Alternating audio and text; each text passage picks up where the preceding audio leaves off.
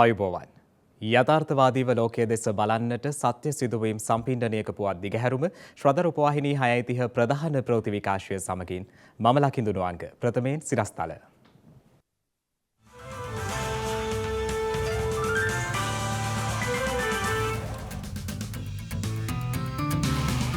පාර්ලිමේන්තුවේ බහුතරය හා රටේ විශ්වාසය දිනාගත හැකි අගමැතිවරයෙකු හා කැබිනට් මණ්ඩලයක් මේ සතිය තුළ පත්කරන බව ජනපති පවසයි.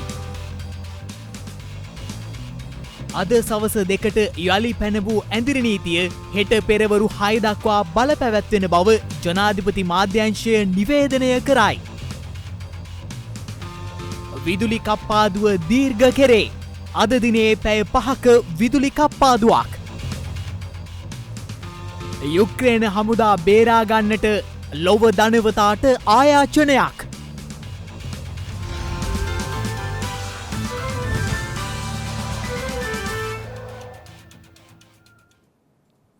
පාර්ලිමේන්තුවේ බහුතරය හා රටේ විශ්වාසය දිනාගත හැකි අග්‍රාමාත්‍යවරයෙකු හා කැබිනට් මණ්ඩලයක් මෙම සතිය තුළ පත් කරන බව ජනාධිපති ගෝඨාභය රාජපක්ෂ මහතා පවසනවා. ජනාධිපතිවරයා මේ බව සඳහන් කළේ ඊයේ ජාතිය අමතා විශේෂ ප්‍රකාශයක් සිදු කරමින්.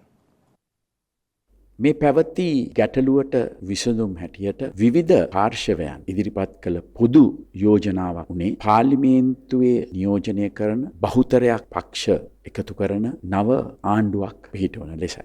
පසුගිය කාලේ මම මේ සඳහා විවිධ පක්ෂ සහ කණ්ඩායම් වල නායකින් සමග සාකච්ඡා බොහොමයක් කළා. ඒ අදහස මමත් පිළි අරගෙන මේ විසඳුමට අවශ්‍ය පසුබිම සකස් කරන්නට මම අසීරු හා දැඩි තීන්දු කීපයක්ම අරගත්තා. අගමැතිවරයා ඉල්ලාස්වි සමස්ත කැබිනට් මණ්ඩලයම විසුරුවලා නව අගමැතිවරයෙකුට සහ කැබිනට් මණ්ඩලයකට අවස්ථාව සලසා දෙන්නට එකඟතාවයකට පැමිණි.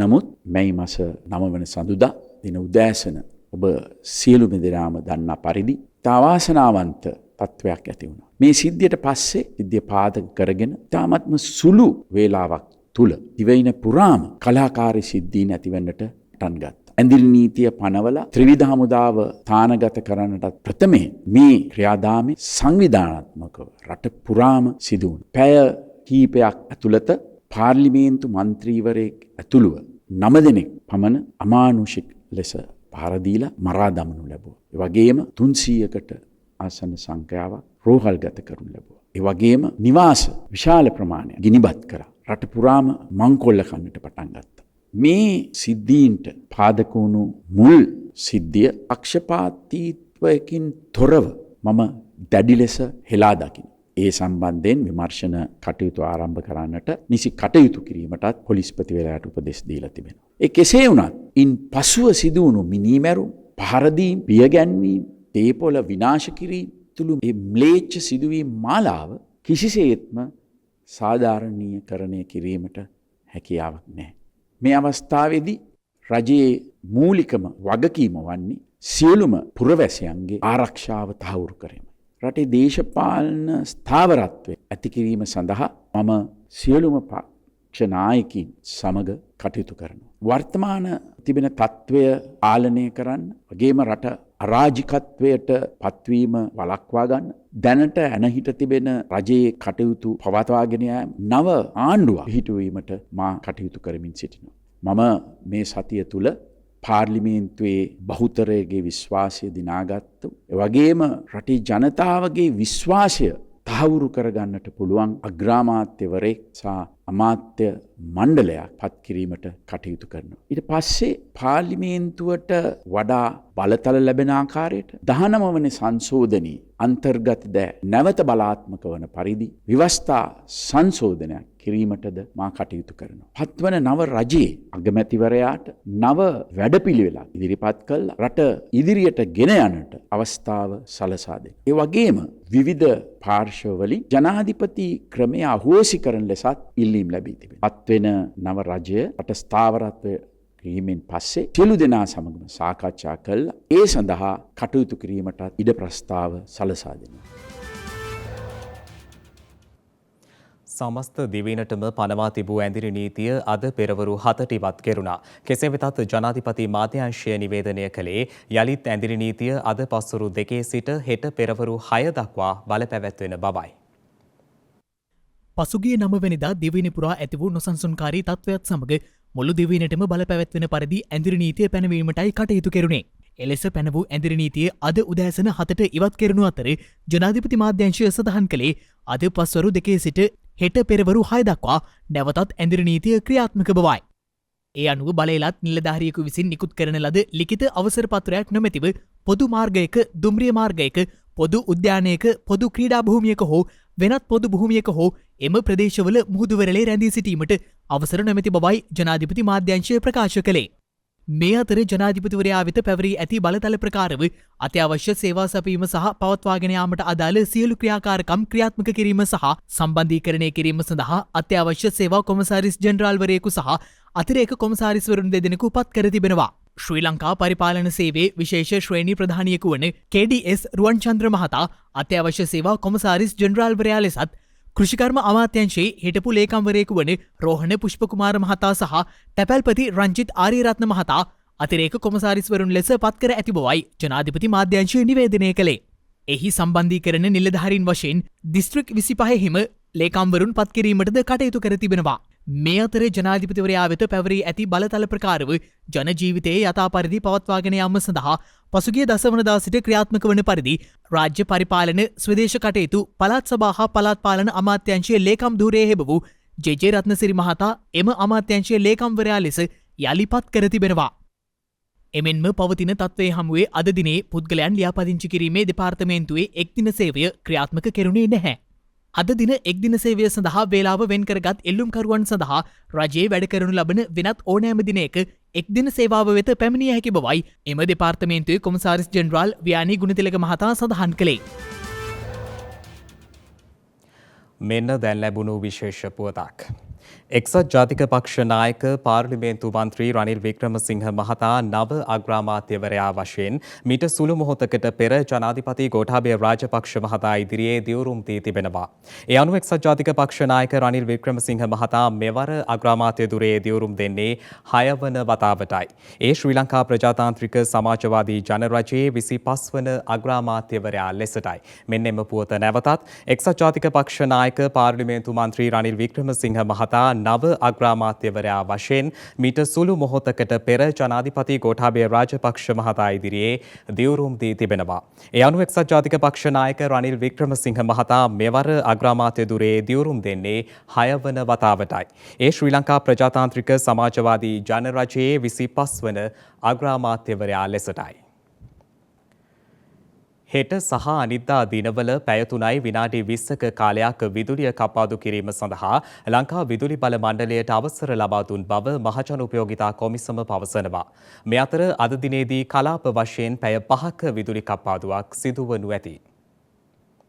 ප්‍රමාණවත් පරිදි ඉන්ධන තොග නොලැබීම මත ලංකා විදුලි බල මණ්ඩලයේ ඉංජිනේරු සංගමය ප්‍රකාශ කළේ දෛනික විදුලි කප්පාදුව පැය 7කට වඩා දීර්ඝ විය හැකි බවයි. කෙසේ වෙතත් මහජන උපයෝගිතා කොමිෂන් සභාව නිවේදනය කළේ අද දිනේදී පැය 5ක විදුලි කප්පාදුවක් සිදු කරන බවයි. ඒ අනුව ඒ සිට W කලාප වෙත පෙරවරු 8:30 සිට පස්වරු 11:30 දක්වා දිවා කාලයේදී පැය 3යි මිනිත්තු 20ක් සහ රාත්‍රී කාලයේදී පැයයි මිනිත්තු 40ක් විදුලි කප්පාදු කිරීමට නියමිතයි.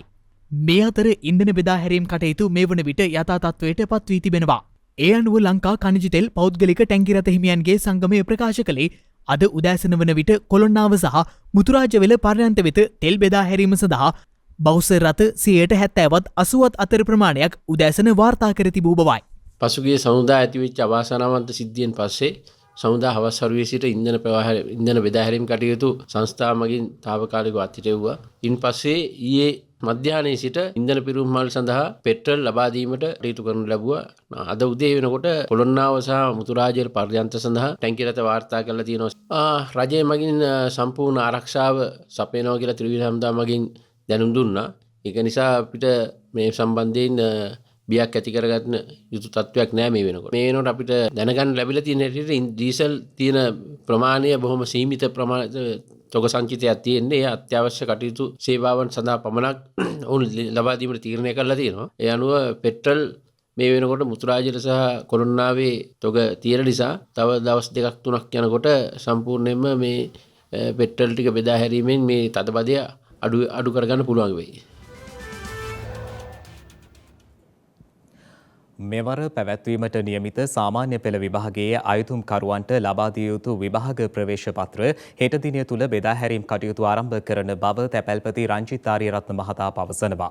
ඒ මහතා ප්‍රකාශ කළේ ලබන සඳුදා වන විට අදාළ විභාග ප්‍රවේශ පත්‍ර බෙදා හැරීම් කටයුතු සියල්ල අවසන් කිරීමට සැලසුම් කර ඇති බවයි. අධ්‍යයන පොදු සහතික පත්‍ර සාමාන්‍ය පෙළ විභාගය සැලසුම් කළ පරිදි ලබන 23 වනදා ආරම්භ වන බව විභාග කොමසාරිස් ජෙනරාල් එල්.එම්.ඩී. ධර්මසේන මහතා ඊයේ ප්‍රකාශ කළා. ඒ අනුව සාමාන්‍ය පෙළ විභාගයට මුහුණ දෙන අයදුම්කරුවන්ට අදාළ ප්‍රවේශ පත්‍ර හෙට දිනේ සිට බෙදා හැරීම් ආරම්භ කරන බවයි තැපැල්පති රංජිත් ආරියරත්න මහතා අද ප්‍රකාශ කළේ. මෙවර පැවැත්වීමට නියමිත සාමාන්‍ය පෙළ විභාගයේ ශිෂ්‍යයන් වෙත ලබා දිය යුතු විභාග ප්‍රවේශ පත්‍ර මේ වන විට තැපැල් දෙපාර්තමේන්තුව වෙත විභාග දෙපාර්තමේන්තුව මගින් ලබා දී තිබෙනවා. තවමත් ලැබෙමින් පවතින කොටසක්. එම සියලුම විභාග ප්‍රවේශ පත්‍ර අදාළ පාසල් වෙත සහ අයදුම්කරු පෞද්ගලික අයදුම්කරුවන් වෙත බෙදා හැරීමේ කටයුතු හෙට දවසේ සිට ආරම්භ වෙනවා. දැනටමත් අභ්‍යන්තරිකව මේ බෙදා හැරීම කටයුතු වලට අවශ්‍ය කරන ලිපි වෙන් කිරීමේ කටයුතු දැනටමත් අවසන් කොට තිබෙනවා. හෙට දවස තුල අපි බෙදා හැරීම් කටයුතු ආරම්භ කරනවා. වෘත්තීය ක්‍රියාමාර්ග සහ මේ හැඳින් නීති තත්ත්වය තුල මේ දින 2-3ක් තිස්සේ ප්‍රමාද වීම සිදු වුණා.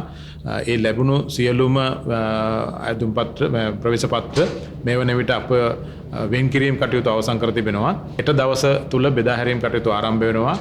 සිකුරාදා සෙනසුරාදා දිනවල ලැබීමට කටයුතු සැලසුම් කරනවා.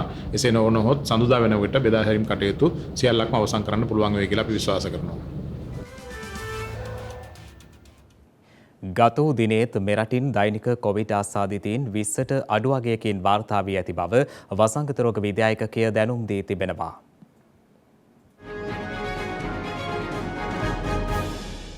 ගත වූ දිනේත් මෙරටින් දෛනික කොවිඩ් ආසාදිතයන් 17 දෙනෙකු වාර්තා වී ඇති බව වසංගත රෝග විද්‍යා ඒකකය දැනුම් දී තිබෙනවා.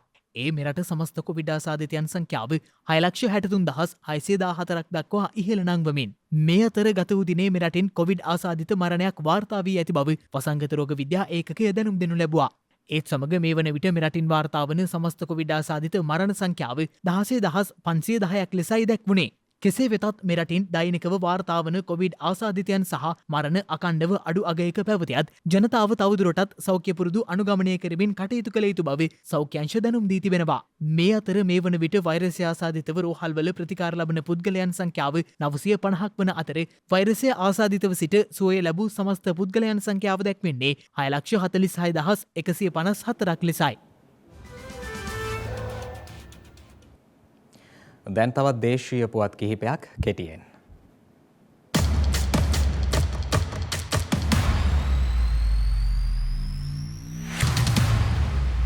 දිවයිනේ බස්නාහිර සබරගමුව සහ මධ්‍යම පළාත්වලත් ගාල්ල සහ මාතර දිස්ත්‍රික්කවලත් විටින් විට වැසි හෝ ගිගුරුම් සහිත වැසි ඇතිවන බව කාලගුණ විද්‍යා දෙපාර්තමේන්තුව නිවේදනය කර තිබෙනවා. සබරගමුව සහ මධ්‍යම පළාත්වලත් ගාල්ල සහ මාතර දිස්ත්‍රික්කවලත් ඇතැම් ස්ථානවලට මිලිමීටර 100ට වැඩි තද වැසිද ඇතිවිය හැකි. උතුරු සහ වයඹ පළාත්වලටද වැසි වාර කිහිපයක් අපේක්ෂිතයි.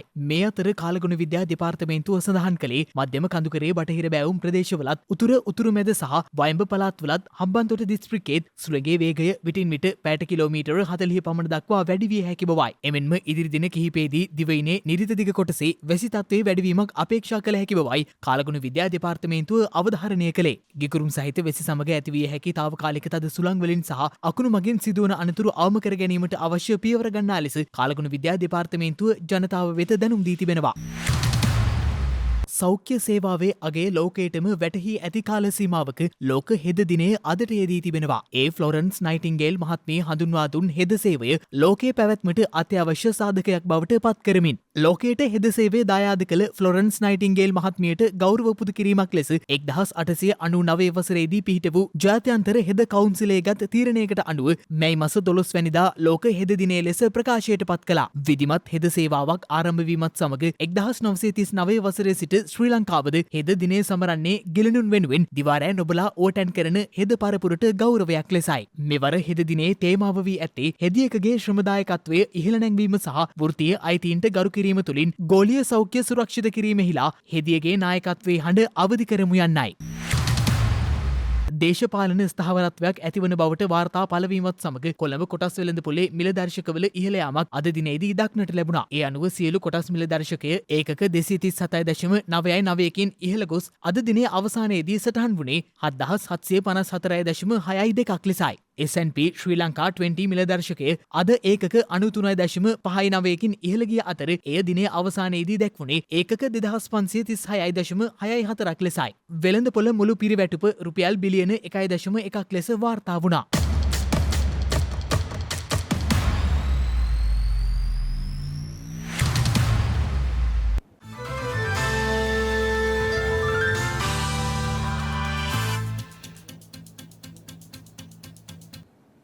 අවධානය විදෙස් පුවත් වෙත. වසංගතයෙන් වසර දෙකකටත් පසුව උතුරු කොරියාව සිය පළමු නිල කොවිඩ් ආසාදනය තහවුරු කර ඇති බව විදෙස් මාධ්‍ය වාර්තා කළා.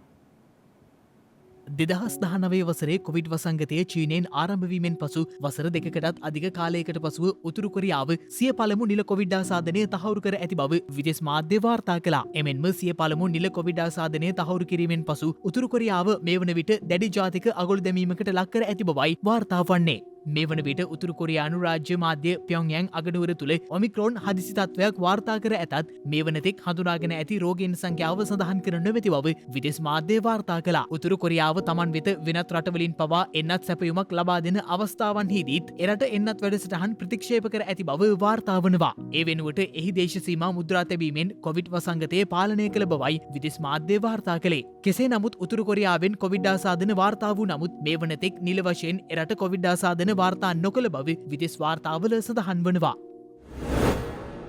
ආහාර ඇතුළු අත්‍යවශ්‍ය භාණ්ඩවල මිල ඉහළ යාමේ බලපෑම හේතුවෙන් පසුගිය මාර්තු මාසයේදී එක්සත් රාජධානියේ ආර්ථිකය අවප්‍රමාණය වීමට පටන්ගෙන ඇති බව විදෙස් මාධ්‍ය වාර්තා කළා. පවතින අර්බුදකාරී තත්ත්වය හමුවේ පසුගිය පෙබරවාරි මාසයේ සිට කිසිදු වර්ධනයකින් තොරව ආර්ථිකය 0.1කින් හැකිලී ගොස් ඇති බවයි එක්සත් රාජධානිය අනාවරණය කර ඇත්තේ. එමෙන්ම එක්සත් රාජධානිය තුළ ඉන්ධන මිල ඉහළ යාම හේතුවෙන් මිනිසුන් සාප්පු සවාරි සඳහා අඩුවෙන් වියදම් කරන බවත් මෝටර් රථවල ගමන් බිමන් අඩු කර ඇති බවටත් වාර්තා වනවා. කෙසේ වෙතත් ඉන්ධන ආහාර සහ බලශක්ති පිරිවැය ඉහළ යාම හේතුවෙන් වසර 30ක් පුරාවට ඔවුන්ගේ වේගවත්ම මිල ගණන් ඉහළ යාම පෙන්නුම් කර ඇති බව විදෙස් වාර්තාවල වැඩිදුරටත් සඳහන්.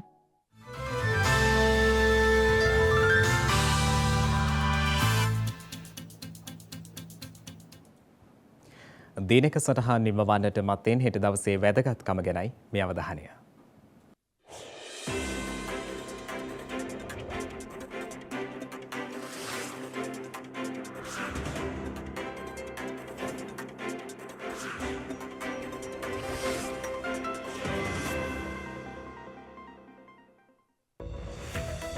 හෙට මයිවස 13 වෙනිදා.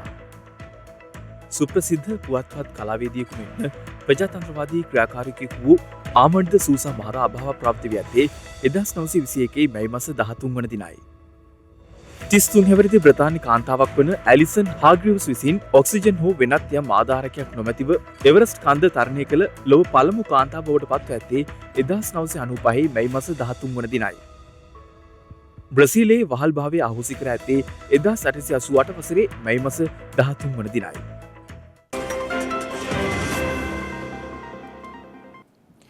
ඒ සමගින් ශ්‍රද්ධා ප්‍රධාන ප්‍රවෘත්ති විකාශය නිමාවට පත්වනවා. හමුවෙමු හෙටත් සවස 6:30ට. තෙරුවන් සරණයි. නමෝ බුද්ධාය.